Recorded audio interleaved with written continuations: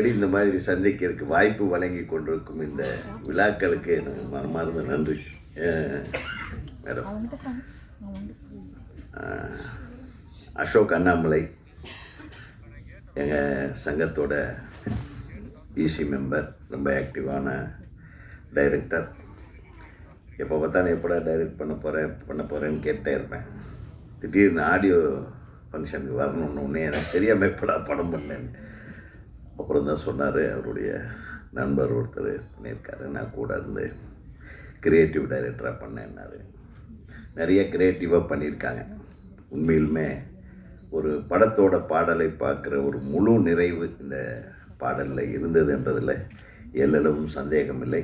இந்த பாடலை உருவாக்கிய அனைத்து தொழில்நுட்ப கலைஞர்களுக்கும் எனது மனமார்ந்த வாழ்த்துக்கள். குறிப்பாக இதில் என்னென்னா, ஒரு சவுண்ட் ரெக்கார்டிஸ்ட்டு மியூசிக் டைரக்டர் ஆகிறான். மியூசிக் டைரக்டர் பேரில் இருக்கிறவன் கேமரா ஆகிறான். ஒரே கன்ஃபியூஷனாக இருக்குது.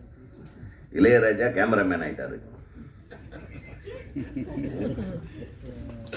மியூசிக் டைரக்டராக ஆகிருக்கணும், மாறிடுச்சு.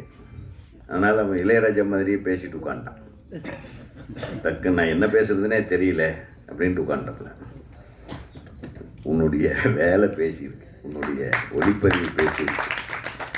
பொதுவாகவே ஃபிலிம் இன்ஸ்டியூட்காரங்க ஜாஸ்தி பேச மாட்டாங்க. நாங்கள் இங்கே வந்து இண்டஸ்ட்ரியில் வந்த கருத்து தான் கொஞ்சம் ஜாஸ்தியாக பேச பழகிட்டோம். நம்ம தினேஷ் சொன்ன மாதிரி உங்களுக்கு ஆடத்தான் தெரியும், ஆட வைக்கத்தான் தெரியும்னு நினச்சிட்டு இருந்தோம். அப்புறம் தான் பேசிது ஆடவும் தெரியும், ஆட வைக்கவும் தெரியும், பேசவும் தெரியும். என் கூட நீ ஒர்க் பண்ணது இல்லைல்ல, தப்பிச்ச மகனே.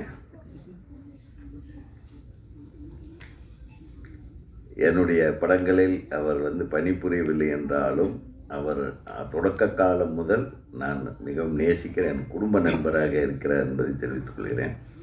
என்னுடைய வீட்டு எல்லா விழாக்களிலும் கலந்து கொள்ளும் இனிய நண்பர் அவர் சொன்னார். அவர் டான்ஸ் மாஸ்டரை வேலை செய்கிறத விட அந்த டான்ஸ் மாஸ்டர் யூனியனில் வேலை செய்கிற கொடுமை இருக்குது பாருங்கள்.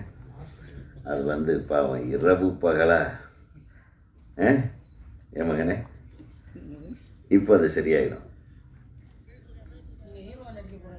ஆமாம், இப்போ நிறைய ஹீரோக்கள் அரசியலுக்கு போயிட்டதுனால அந்த இடம் காலியாக இருக்குது.